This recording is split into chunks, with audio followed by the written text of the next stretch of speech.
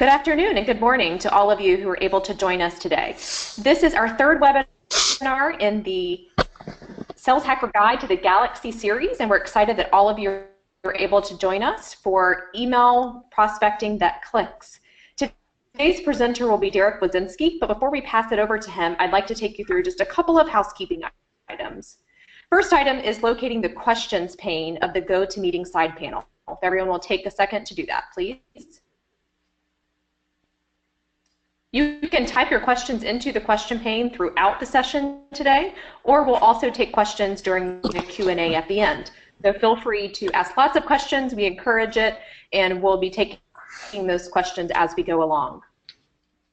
This session is also being recorded, and we will make sure that everyone gets a link to the recorded session following today. With that, I'll pass it over to Derek. Hi, thanks so much. Hopefully everybody can hear me here. Amy, can everybody hear me? Am I broadcasting? As far as I can tell, everyone can hear you, Derek. Fantastic. Well, thanks so much, everybody, for joining today, our webinar here. I appreciate you spending some time with me today in regards to talk a little bit about email prospecting and a little bit about some of the things that I've learned throughout my career and actually within the last couple of years when it comes to email prospecting. So let's go ahead and basically let's get started. We're calling this Volume 3 of our Sales Hacker Guide. This is a prospecting email that clicks. For those of you that don't know, I am Derek Wazinski. My title is Chief Sales Hacker here at ZynBit. If you do know me, you probably know I give my opinion a lot on Twitter and LinkedIn, so you can feel free to go ahead and take a look at some of my content on there. But today, primarily what we're going to be talking about is prospecting via email in this new normal that we find ourselves in this environment for B2B sales, because as most of you are probably B2B salespeople or work within B2B sales orgs. You know how difficult it is to go ahead and fill that pipe, to go out and talk to people, to have people connect with you and interact with you. So we're going to take a look at specifically a way we can create a messaging platform as salespeople, not relying on marketing, but relying on ourselves as salespeople to create a messaging platform that can go ahead and communicate to the right people so we can meet with them, so we can talk with them, so we can demo them and eventually sell them. So that's basically where we're going to start. Now, the first thing is, obviously, you may be thinking, you know, Derek, why are you talking about email? Everywhere I look, they say email is dead. Nobody reads email. I delete all these emails for, you know, all these prospecting emails that I get, I never read. And that's kind of the conventional wisdom that you can see a lot out there. Or people are basically saying, you know, email is no longer a valid way of taking a look and communicating with someone to get them to talk to you about what you're selling. And that's been for a while. Back in 2004, John Dvorak wrote an article calling for the, you know, basically saying that email was dead, that email was about to die. Funny thing is, about 11 years ago, he wrote the same article again. And in the interim between that time, almost 8 million articles or 8 million references to the death of email. You can see, just take a look at Bing or Google. The issue really is it's not really the death of email. I personally believe that email and the death of email as a prospecting tool has been greatly exaggerated. I think the way it's been utilized, that way is dead. But I think the actual medium of email is alive and well. Now, why do I think that? Well, I think that primarily because whether you are at work or whether you work from home, people like email. And these aren't my numbers. These are numbers coming from InsideSales.com. And what these numbers go ahead and tell us are specifically at work, people rely and appreciate and wish to communicate via email 94%, as opposed to all other mediums, whether it be cell phone, landline, text, or even voicemail.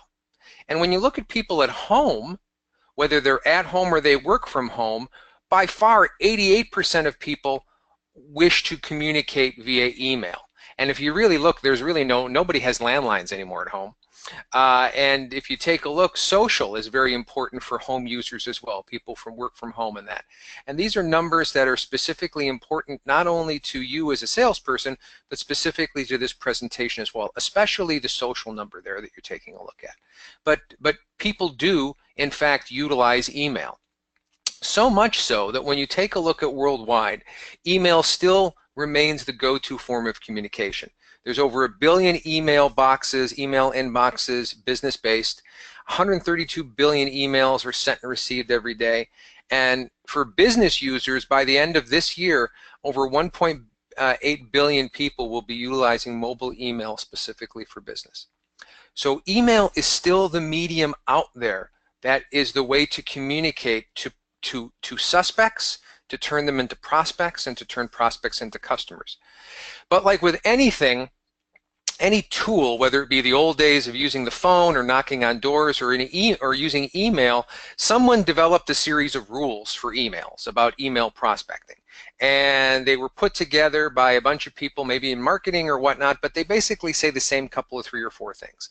They say you got to grab them initially with something intriguing or funny. Your subject line is really important. You've got to keep the email short, and you have to ask for the meeting. There's no reason to send a prospecting email if you're not specifically asking for a meeting, right?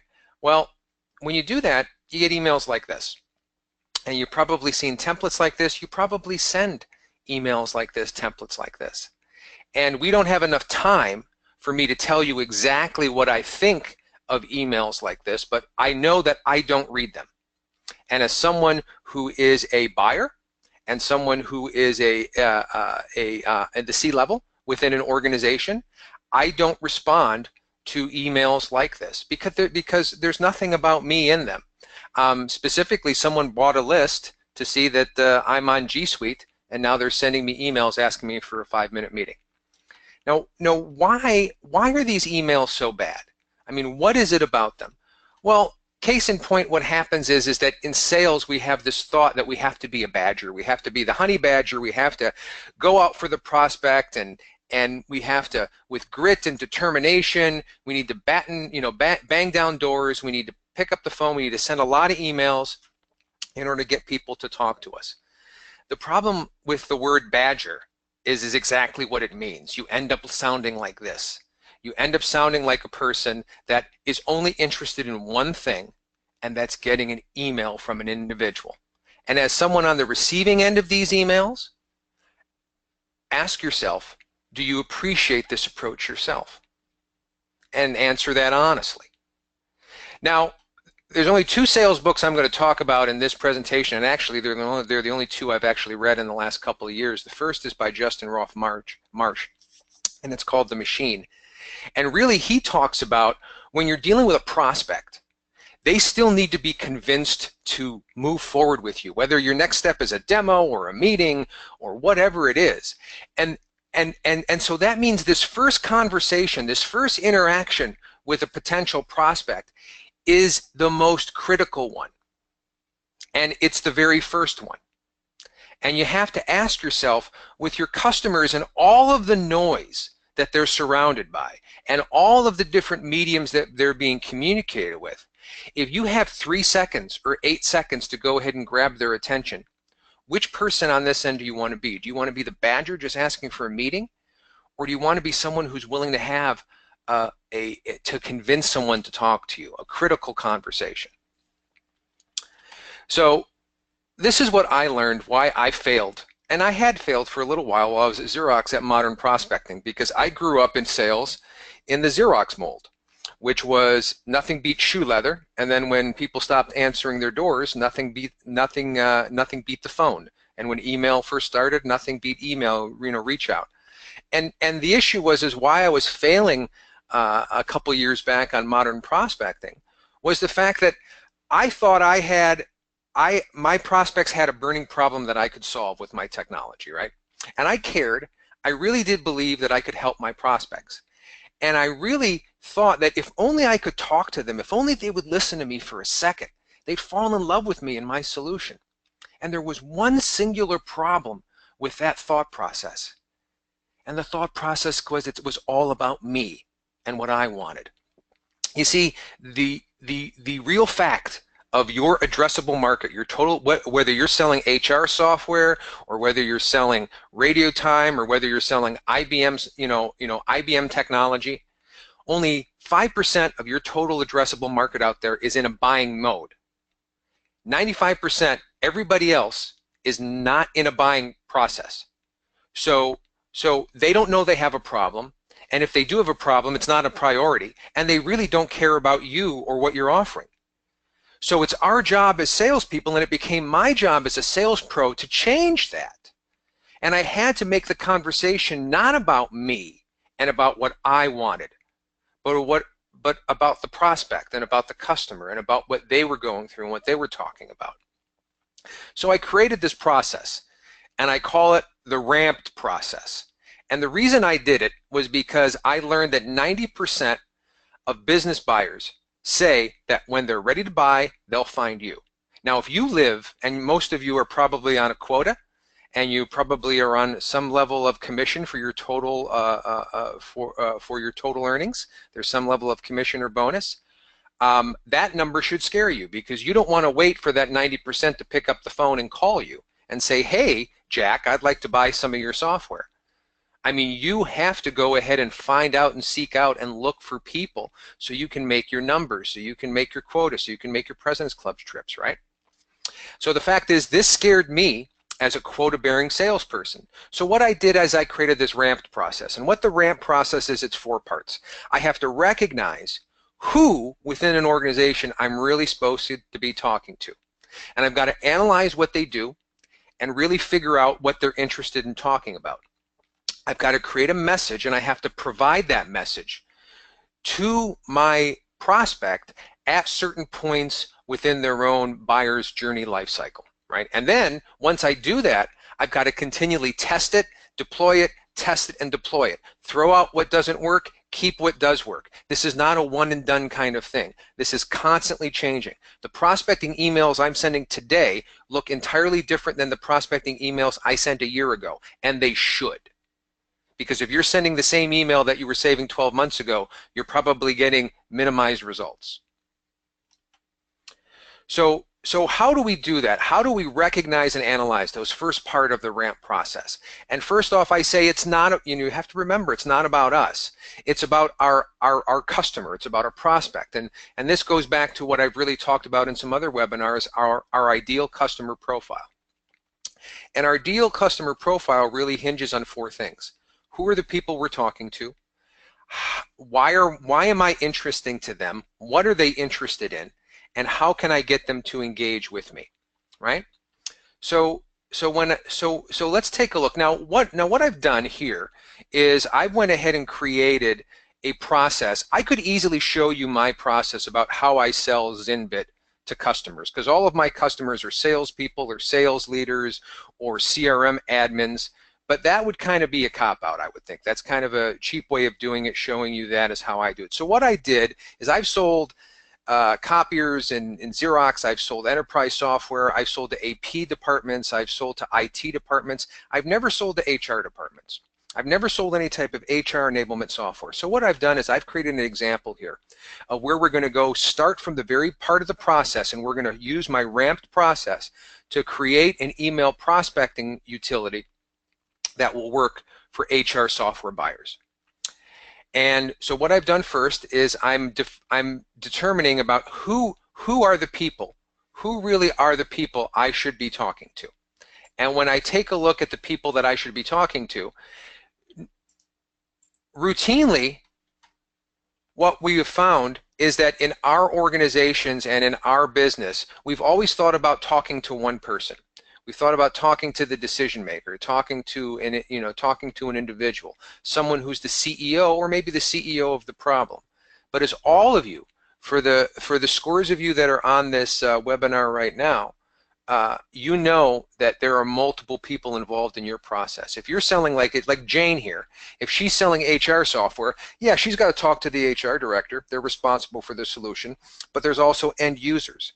There's an HR recruiter or recruiters that they utilize the system from a portal, but they're contract. There's the IT director who, we all talk to those people if we sell technology who can say yay or nay on something. And then there's definitely then the CEO or the CEO of the problem that signs the contract. And here I'm going to diverge a little bit from where I really think we should be concentrating as salespeople, because as you all know, 5 to 7 people are involved in any type of B2B decision-making process. So when you're looking at targeting people for your emails, for email prospecting, you take a look at these people. Routinely, it's always been the CEO or the CEO of the problem or the line of business manager. But in spite of popular belief, CEOs aren't really risk takers. They're just managing the course. They're making gradual changes. So if you've got technology, if you've got a solution that's a game changer, if you've got something that's going to save somebody 50% of their spend, but they have to take a chance on you, the CEO and the C-level person is not the person you should be talking to. And I know that's going to go against a lot of conventional wisdom, and people may call me on it, but I'll stand by this because it's worked for me and it's worked for people that I've talked through this process. So concentrating on these people, concentrating on these people that can be influencers, can make the decision, but that can also give you vital intelligence on how to move the deal forward is essential. And so from this point forward, we're going to be talking about how to communicate via email, prospect these particular individuals in any particular deal. So once we know that we need to talk to the HR director, the HR user, the HR recruiter, and the IT director, right? We need to figure out exactly what are they actually interested in. And if you take a look here, I've done a little research and I've looked at from a director level what they're interested in, onboarding, retention, HR users, there's the day-to-day stuff. The recruiter's all about candidate and opportunity management.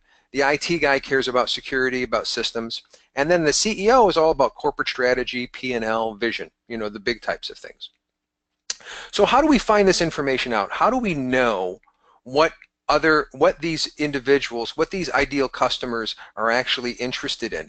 And again, we need to know all of this before we even start writing an email, because if we don't, we might as well just send, hey, can I have 5 minutes of your time to tell you about my widget? So this is kind of the pre-work that needs to be done, and it's work we've actually done as salespeople in history for a long period of time. When I first started as a salesperson way back in the day, I was told by my sales manager to read the paper every day, especially the sports section. And the reason is because when I have conversations, I can go ahead and communicate with people about what's going on, about the weather, about news, about my kids, about my pets. And these were the way that we started and we built relationships. But it all started with taking a look at the newspaper and reading about what's going on. I did this for myself. I am not a big football fan. That's primarily because I was born in Detroit and our team isn't actually the greatest ever. But I'm not a particularly big football fan. But when I started in sales, I read the sport page every day. And I could tell you exactly what was going on in the NFL because it was important for me to have those communications. However, that was in the 1980s and 1990s. If we take a look today, people are interested, business people are interested in a great many other things. And this type of relationship building, why it still exists within some verticals, is almost non-existent in others. I know selling in the SaaS market, in what I do with ZynBit, selling SaaS-based software, when I talk to a customer, and we just signed a very big customer last month, the person who signed the deal with us doesn't even know what state I live in because I've never physically met them. And that is the new reality. So how do we build that relationship? Because we all believe that relationship is incredibly important. How do we build the relationship that we've built in the past, face-to-face, over email and over other mediums? And I believe the way we do that is really talking about what the customer wants to talk about. Now this isn't very complex. When you're talking about an HR director, they're interested in themselves and how you can help them. It's a little bit different when you talk to an HR end user, right? Because they're only interested in themselves and how you can help them. And your recruiter, they're interested in themselves and how you can help them. Your IT director is really interested in how you can help them, and he's also interested in himself. And then your CEO is really interested in their next CEO position. So this is the reality out there, and those of you that sell B2B every day can probably attest that this is what you're finding, that they are interested in themselves and they're interested in how you specifically can help them. So to understand them and how you can help them, you need to figure out exactly what they're interested in, what is interesting in their industries. And we have a fantastic utility out there in the world called LinkedIn. And a lot of people utilize it for email prospecting to find names, to find people, to find information about a company. And that's all well and good, you know, if it's 2004. But in 2017, you should be mining LinkedIn for information about your vertical, about the customers that you're selling to, about what is interesting to them. If you go to LinkedIn right now and you can do a search on posts and you can find out what HR directors are thinking about, what they're talking about, what they're sharing with each other, the articles that they're writing. You can also go to HR groups and join them, and you can find out exactly what those 2,646,000 members in HR Managers Software and Technology Group, what they're interested in. The 358,000 HR professionals in that group, what they're interested in, what's going on in those articles. And then if you have a computer, you can take a look at what's going on and read a bunch of HR blogs. Now, why is this important? This is important because if you're not spending at least 90 minutes a day reading up on your industry, someone who is going to drink your milkshake, because they are going to be able to pick up their keyboard and send an email or connect with someone that will talk to them about what the prospect wants to talk about. So those times that we've spent doing other things, we need to go ahead and carve out some time to do this. And again, you're probably saying, well, this is a lot of work just to send an email. Well, it is. I mean, you can go out, you can buy a list, and you can send 10,000 emails and see what happens. Or you can go ahead and tune your emails and get some of the results that we'll be talking about a little bit later. So we figured out who, we figured out what they're interested in. Now, why are we specifically interesting to them? And this is a real hard thing for a lot of sales professionals to come to grips with, is that you have to answer almost the existential question of why am I as a person, why am I as a sales rep interesting to these particular customer profiles? Why would they want to talk to me? And so what I did is I really took a look and I asked myself the question, why am I as a person interesting? Do I have insight into the industry that I'm selling to? Real insight. It's not just stats, not just the latest Gartner numbers, but insight that I've gleaned from actually selling, sitting in the rooms, talking to customers. Have I had accomplishments? And not my President Club wins or how much, how many times I've been 200% of quota, which is a lot, but what kind of history of successful clients have I had? What kind of success stories have I perpetuated in my career? Do I really understand what my customers are going through, or are they just a means to an end? Are they a means to a quota number? Are they a means to me making a certain amount of commission? The next big thing, can I see over the horizon in my industry and find out what's coming? And do I understand what's coming? Or am I trapped in selling my thing or my widget because that's where my safety net is? That's my safe space. That's where I feel safe. Am I really customer centric? People talk a great deal about the buyer's journey, but do I really believe it? Do I really believe in the buyer's journey, or am I still trying to go ahead and push buyers to purchase in some pre-manufactured month-end, quarter-end process that my sales org has created? And am I worthy? And for me, this was the hardest one. If my customer didn't need what I was selling them, would I be interesting enough for them still to listen to me?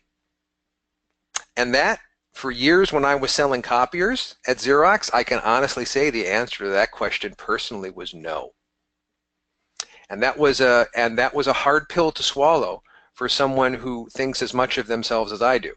The fact of the matter is that there was absolutely no reason for any one of my customers to answer an email of mine, or to log on to a webinar that I was throwing, or to read an article of mine, if they weren't in the process of buying copiers, digital systems, right? So I had to change the way I was doing, and I had to figure out how to answer yes to these questions. And once I did, then I was able to go ahead and say, well, now I can craft some interesting messaging that communicates all of this to prospects, so I can move them forward in a buying process. So we know who, we know what, we know why. Now it's all about how. How do I get them to engage with me? How do I go ahead and get them to read an email, to interact with me? Well, a couple weeks ago we had Sales Hacker Guide to the Galaxy Volume 2, and in the email after this webinar we're going to send a link to that recording as well. But in that webinar I really talked about tuning your social media profile to make it an opportunity engine. And what that is, that's really a prerequisite to sending really great prospecting emails. And it talks about rebuilding your social media profile and getting rid of the cat videos. It talks about how to connect with all your customers and to tell Aunt Janice, you know, I love the sweaters, but my Facebook and my Twitter and my LinkedIn are all connecting to my customers, and why that's important. And then we talked about how to create, how to share other people's content, and how to create some of your own content. So when you get the email after this webinar, please take a look at that particular webinar. There was also some handouts for it, but I really think that's a prerequisite to what we're going to talk about here, which is about how to go ahead and craft this message. But the first part of the messaging, how to answer that question, am I interesting to the customer? You have to do all of this, because that's how you become interesting. That's how you become interesting, and that's how somebody follows you or likes you or listens to your, reads your email or watches your webinar, even when they don't know if they're going to buy anything from you. So the reasoning behind that is, again, and I'm a big fan of stats, and I do believe in data. I think you can win with data. And I think that 68% of buyers increase the amount of content they use to research and evaluate their purchases. So that's why content is incredibly important. And as we go through and talk about the email and what is in the email right now, you'll understand why having that ancillary content at your disposal is important. So here we go now. Here's the part of where we actually break down the parts of the prospecting email. And I call this the anatomy of a prospecting email. And I look at an email not as just a way to communicate. It really is it's a living, breathing thing. It's always changing. Like I said, the emails I sent a year ago are different than the emails I send today, because I'm different and my customers are different than they were a year ago. Technology has changed. The environment has changed. Everything's changed. So just like a body, this email has to continually be changing. However, there are 6 things within a body of an email, within an email itself, that I think that are universal, that are always there, and that need to be there. One of the things is the brain, the market insights. You need to know your industry. You need to understand what's going on in the industry. So if you're selling HR software, you need to know that 1/3 of all new hires quit before 6 months anniversary. That's a statistic. That's a market insight that is valuable to know. So you need to know these things, and you need to be able to communicate them not only in email, but in everyday regular conversation. You have to have content, and we're going to talk about why it's links and not attachments, but you have to have good content that you can share with your suspects and with your to make them prospects and to make prospects customers. You need to be able to share stuff, and not just stuff from your marketing department, not just stuff that's about, you know, your widget is 50% better than someone else's widget, because I get those emails all the time, and you do probably too, and I don't read any of them, and I don't know if you read any of them, but I know my customers don't, so I don't send them. But I do send content that is valuable to them, or at least that what they've communicated to me is valuable to them. The most important part of any, I think, email, any prospecting email, is the heart. What is it really about? It really needs to be personalized. You saw that email in the very beginning of the presentation. The reason that email doesn't work is because the only personal thing about it is the name at the beginning of the email. So you need to personalize content People love talking and hearing about themselves. So as I say said in a LinkedIn article, don't fight millions of years of evolution, right? Go ahead and talk about them. Go ahead and personalize that content.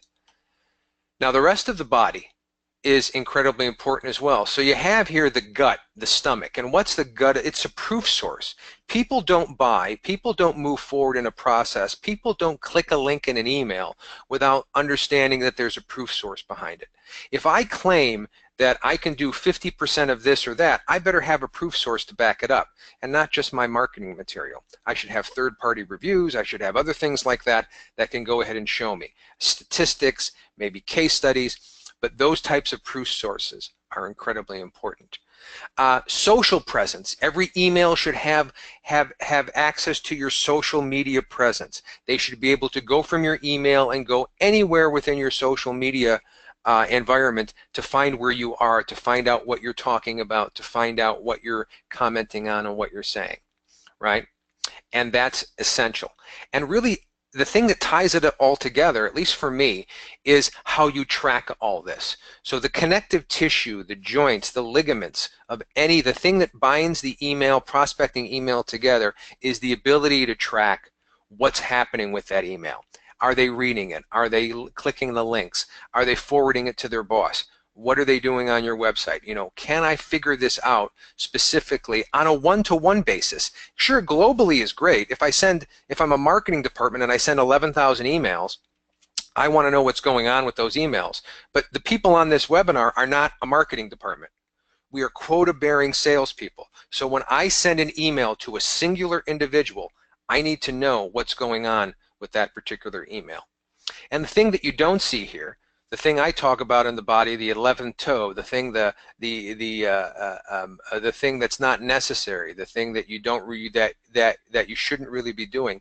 And again, I know I'm going against, you know, potentially hundreds of years of sales advice, is asking for that meeting in the initial in the initial interaction. I don't take meetings from people I don't know, and I don't know if you do, but if you don't, then you probably shouldn't be asking for meetings for people that you don't know, because it doesn't really, you know, it doesn't ring true to the way business is done today. There's a lot of people that will say otherwise there, but again, that's just a personal observation. So no 11th toe for me. So we've got through the RA process, the part of that ramped up process where we've researched and we've analyzed exactly. We've recognized and we've analyzed what's going on. So now, how do we message? How do we provide that message? How do we test and deploy? And the way I look at this, is this is the new frontier. This is really kind of space exploration. And how do you get from where you are on your little rocket ship, where you've done all the research and you know what your customers want to talk about and you know how to talk to them, and how do you plant your flag on that new planet, on that new horizon, right? Well, here's the way. What I think you do first is you need to make the emails personal, as I said. You need to talk about them. And then you need to show that you're paying attention to them as people, not just their company, but to them. You need to offer insight, and not only insight, but offer an offer. Give them something of value. And when it comes to value, you need to present proof, and always be nonchalant about the proof that you're offering. You need to deliver a compliment, a real thanks, not just thank you for reading my email, but thanks for something else, and I'll show you what that looks like in the example. And then whatever you've done, you need feedback and fine-tuning. You need to find out what works and what hasn't in order to move forward with your next email to the individual, or your next email to similar individuals and similar companies. So how do we do this? Well, again, the very first thing is that we're going to take a look at the IT director here, Gene Williams, right? So Gene Williams was our IT director in our example, HR. And so what is Gene interested in talking about? Well, looky here. Gene is interested, her articles, she's interested in why great employees quit.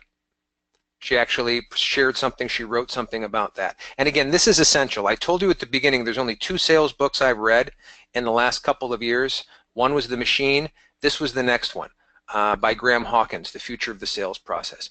Graham talks a lot about prospecting and a lot about how We're not utilizing the tools necessary in order to go ahead and communicate.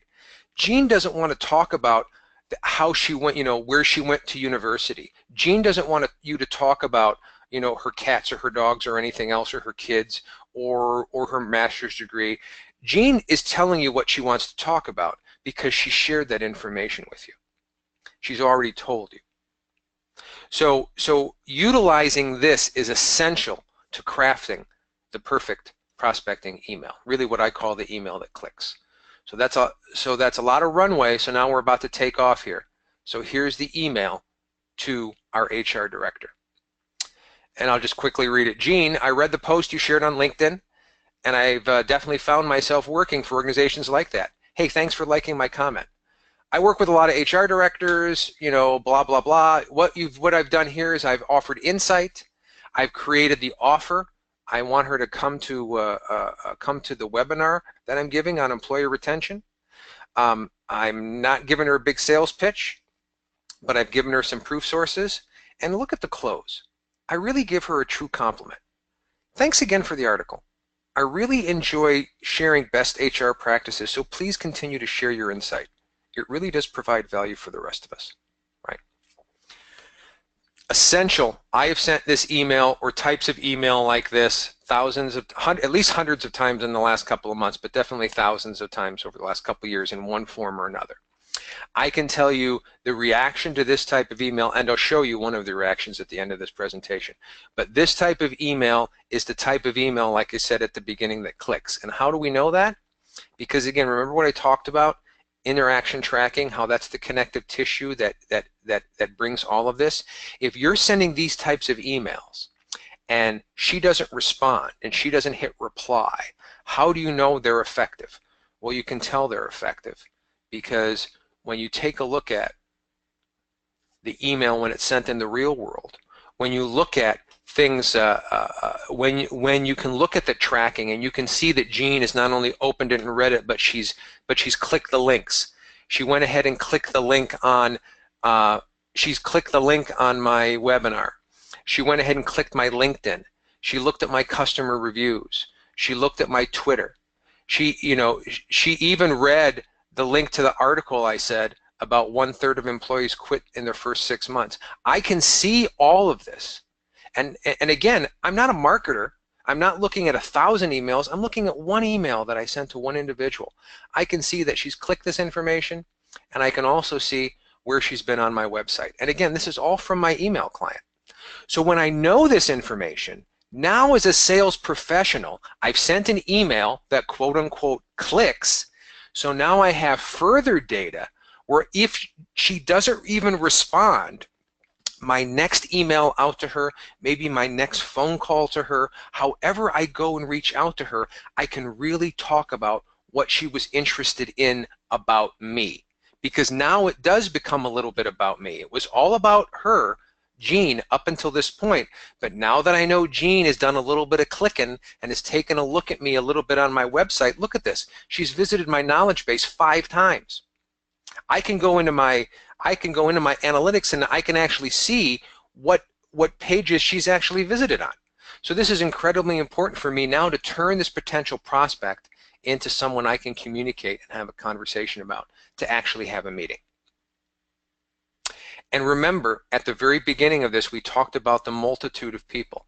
So I should be sending these types of emails and doing this type of research to all of the people within my customer profile, the HR user, the HR recruiter, the IT director, and heck, if you even want to send emails to the CEO, I'm not going to tell you not to. I think it's a waste of time, but if you want to go ahead and do it, that's fantastic.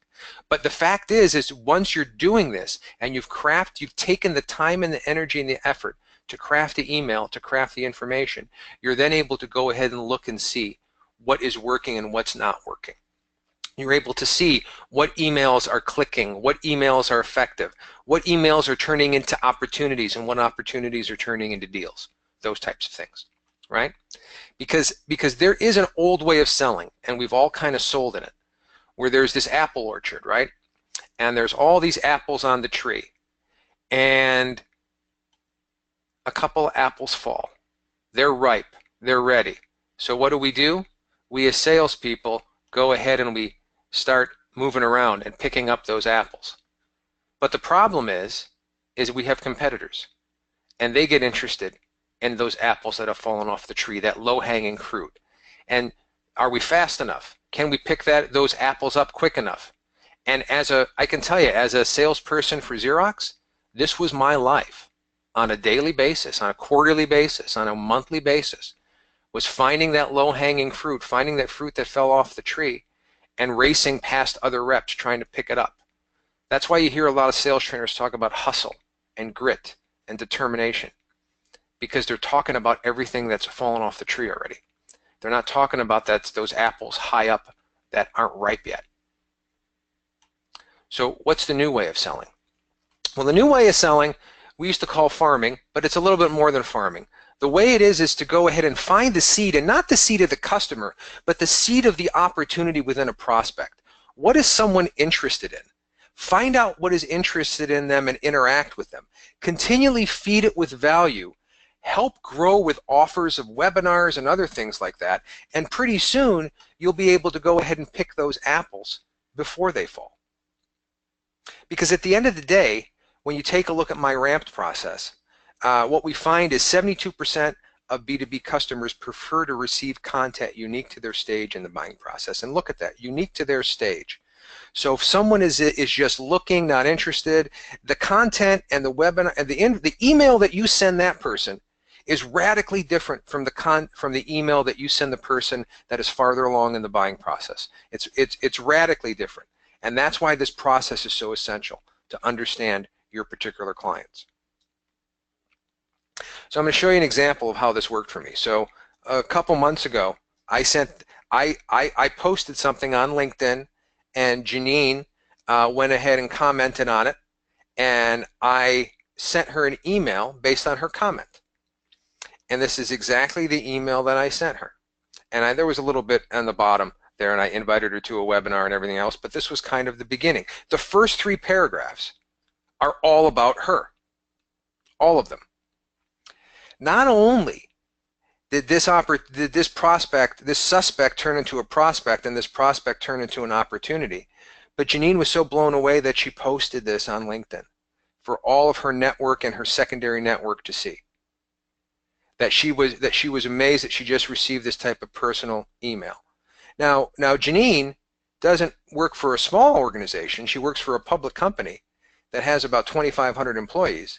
And since I sell software for people with Salesforce licenses, they have a couple 1,100 Salesforce licenses, and we're now in the process of working with this particular customer, right? And so how does all this happen? All this happens is because I'm able to go ahead and craft an email based upon what the customer is interested in, what the customer wants to talk about. And it's a long process. And there are tools to go ahead and help you with that. And we're gonna close up and talk a little bit about those tools. So first off, there's this tool out called Elusify. And what it is it provides you crowdsourced leads. So when you sign up for Elusify, it looks at your contacts, and every salesperson who signed up with Elusify, it looks as their contacts within Outlook. So all the contacts that you get, all the leads that you get, are known to other people and other individuals, and they give you name, title, and email address, right? And then you type those leads into a product like LinkedIn or even LinkedIn Sales Navigator, where you can track those individuals and find out what those particular individuals are really interested in. And I know some of you are probably saying, well, some of my clients, they don't post on social, nobody likes any comments, they're not active on LinkedIn. Well, do you have a Twitter or a Facebook account? Because you can type in a hashtag or a topic and you can see exactly what people are looking at, what people within those industries are looking at. So if your particular person that you're trying to sell in HR isn't active on social, you can kind of see what other people are interested in on social, and you can analyze that information. Again, go through the ramp process and reach out to them through a prospecting email. And then lastly, our little product ZynBit, it provides you like email and website visit tracking, right? So here summer is coming, it's right around the corner, and I know this is a lot to swallow for people that have probably relied on the phone for prospecting a lot, or have relied on marketing leads, marketing sending the big emails and the leads coming in and the big email campaigns. I'm asking you for 2 weeks. I'm asking you to take 2 weeks. You don't have to dedicate all of your time to this, but a product like Elusify will give you 200 leads a week for free. LinkedIn is free. But Sales Navigator will give you a free access for up to 14 days. I think 21 days for some larger companies.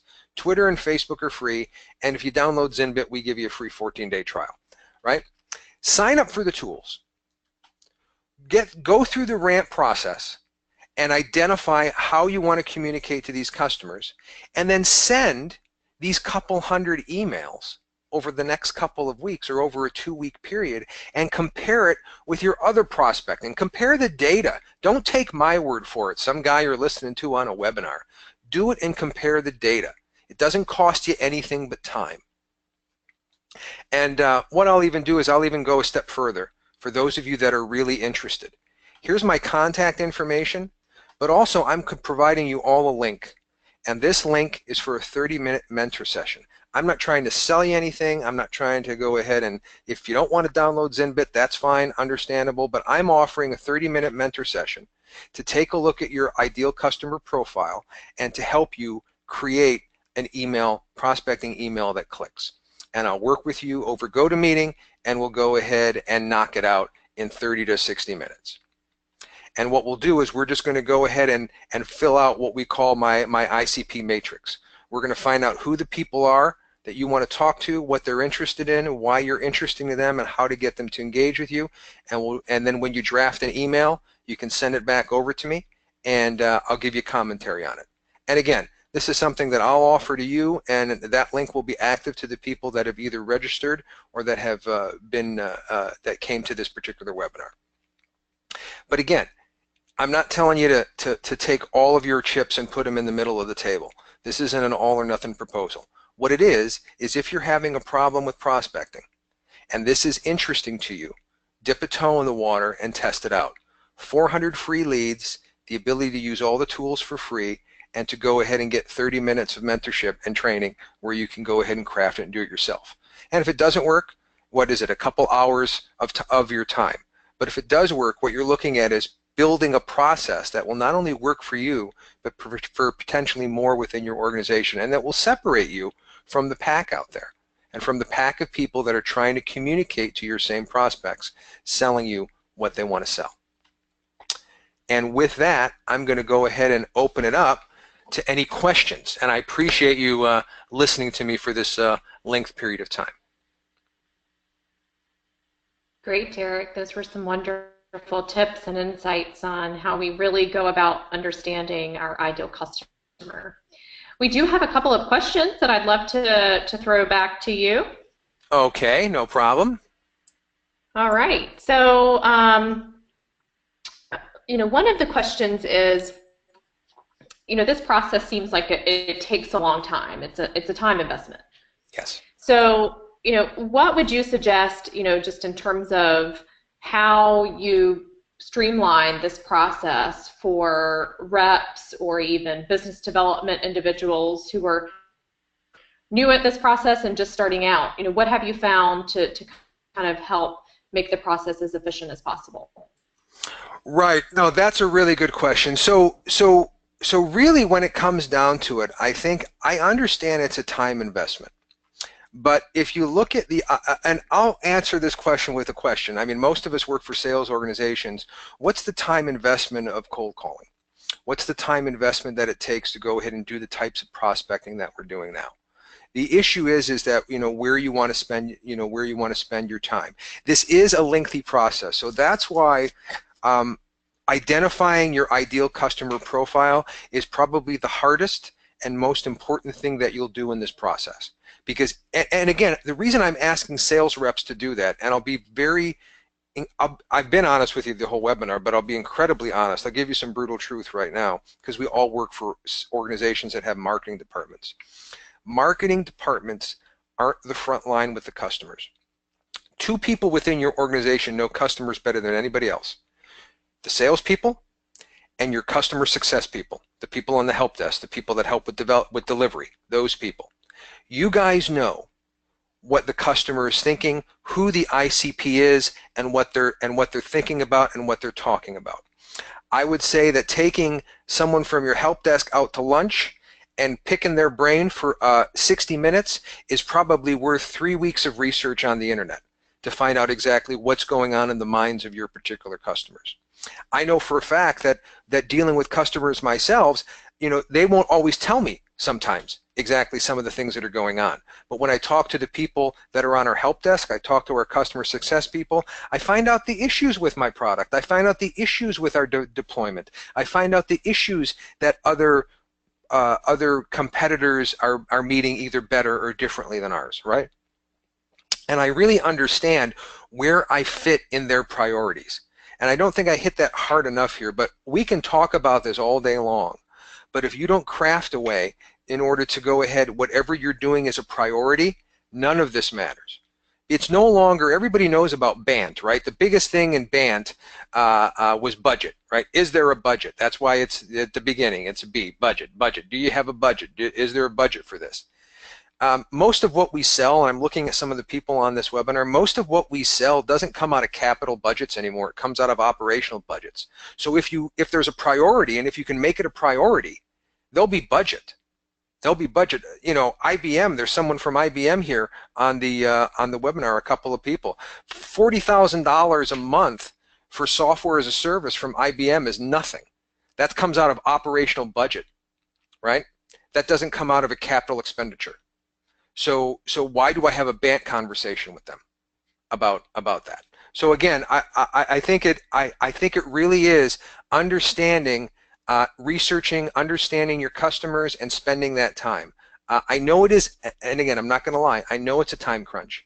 I know we're pulled in different directions. I know we have numbers we have to make. But I will tell you the level of investment, and from personal experience, the level of investment you make in yourself will pay dividends exponentially. And if your current employer doesn't appreciate it, someone else will come in down the pike. Great, Derek. So we've got another question here. Mm-hmm. You talked a lot about LinkedIn as kind of a research tool to use to find out more information about your ICP.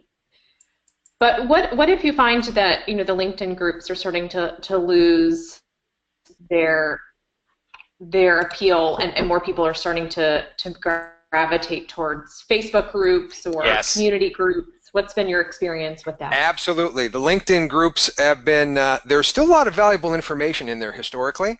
So if you go into LinkedIn groups, there's still people posting, there's still people activating there, but whoever's asked that question is absolutely right. It's so I actually last month created my very first Facebook business account, right? Because for years I've been on Facebook sharing cat videos and stuff like that, and just like every other jerk out there. But the issue is with me is I've created a Facebook presence for my business. And I've created it, as a salesperson, as a sales professional working for ZynBit, and I communicate the same things that I communicate on LinkedIn and Twitter on Facebook. And I can tell you that the reaction has been fantastic because Facebook does have groups. Facebook does have communication between different different customers and different prospects. And sending a Facebook, and we're getting a little bit out of the realm of email, but sending a Facebook Messenger message to a potential client is a very intriguing and interesting way to potentially prospect. And we're going to be talking about in a later webinar how to use social messaging and instant messaging and texting as prospecting tools. And that kind of lends itself there. But I agree with the commenter or the question, the person asked the question. LinkedIn on the group level is a little different than it used to be, a little less than it used to be. However, on the other side, the ability and the ease of use for people to post short form and long form content has increased the value of LinkedIn exponentially to people who want to know what their customers are thinking. If you are interested in wanting to know, if you sell HR software and you're interested in wanting to know what HR professionals are thinking about, LinkedIn is an invaluable resource for you still, because the simple act of looking through the last 2 months' posts of the articles and the comments and everything else somebody has done on LinkedIn is going to tell you more than all of the blogs or a life subscription to Harvard Business Review. So hopefully that answers the question. Yeah, so here's an interesting question for you, and I appreciate this question because I came from an industry where this happened to be the case. A lot of times, particularly for the C-suite, who are the decision makers for the ERP software. But what do you do when your ICP is not active on social media? Great question. Great question. So that kind of lends itself to what I talked about just in the last answer, last question. Your particular ICP, the individuals that you're looking at, may not be active in social media. And let's say you sell to construction companies, and the C-levels of construction companies who buy your ERP software aren't socially active. However, I would bet you $1 to a donut that other job responsibilities are more socially active. And definitely the people within your own customer success organization have knowledge for you, not how your product is working, but kind of what's going on within the customer world, within the world of your ICP. There is, I know, especially within construction, because I've sold in construction before, there's a lot of family businesses in construction. Even large companies are family-based. And while Dad or Uncle Ray, who are in charge of XYZ construction, may not be socially active, Ray Jr., who's the IT director, probably is, right? Or Janice, who's running the accounting department, is probably socially active, belongs to different organizations, is sharing. So it really is, and that's why Elusify is such a great product, free product, because not only can you get leads, you can type in a company and you can see the email addresses of 250, 300 people within that organization. And then by utilizing LinkedIn, you just spend a half an hour figuring out who is active and who isn't, and choose. So it's kind of like, I would say, if the person you want to talk to isn't socially active, find someone who is socially active within that org and start talking to them. Because invariably, you have one of two things going on. Either you can stand outside the gates of the castle and keep throwing a rock over the wall trying to hit the king who you're trying to talk to, or you can talk to the people that are walking in and out of the front door that maybe are a little lower level, but are still but are communicating in that level of medium. And once you've gained their trust and their respect as a valuable resource, then they'll walk you into the castle. They'll walk you in right to the court. But again, it's a longer process, and that's why I say, if this is new to you, or if this is something that you've been thinking about, dipping your toe in and taking a look and doing it, and doing some A/B testing on how it works effective to other prospecting, that's, I would say, go ahead and test it. Go ahead and try it and do it. And but yeah, I understand it is incredibly difficult. The good answer for that is that as time progresses, that will become less and less. Because if you look at both the industry numbers and you look at the international numbers, the millennial generation is now 50-some% of the workforce and 46% of the decision makers out there, and within the next 5 years it's going to be 60-some% of the decision makers out there, and those people are digitally native, and those people are all over Facebook and Instagram and Twitter and everything else. So it is changing. It may not be changing fast enough for our quarter or our month that we have to make right now, but it is changing. And I would say go ahead and bet on the future. Excellent. Well, Derek, that's most of the questions that we have for the session today, and I see that a number of folks are beginning to take the advice and go and run with it. So I think we can wrap it up, but we'll certainly be sending the link to the recording to everyone, along with the supporting materials that Derek graciously put together. And we hope that everyone will go out there and try it. And if you do and you're successful, tweet to us at ZynBit or to Derek at Real Sales Advice and let us know how things are going. We'd love to hear the feedback. Right, fantastic. And I really do appreciate the time that you guys have spent with me. And if the one thing I leave you with is that Babe Ruth said a long time ago, yesterday's home runs don't win today's games. Right? So there's a lot of advice out there about what you should be doing for prospecting, and there's a lot of people like me out there that think they got the answer. Test it out for yourself. Always be willing to learn. Don't bank your future and your future months and quarters on someone else's past, right? Whether you know they may be great people, keep on learning. And 6 months from now, this information that I provided to you may be verging on obsolescence. But be willing to make that happen. Be willing to understand that, because sales is constantly changing. And if we're talking here a year from now and we're still talking about email, I expect this process, while similar, to be a little bit different, and to the emails to be a little bit different as well. So if you don't take anything else away from the webinar today, take the fact that you are the best arbiter of what's going to work within your organization and within your customers.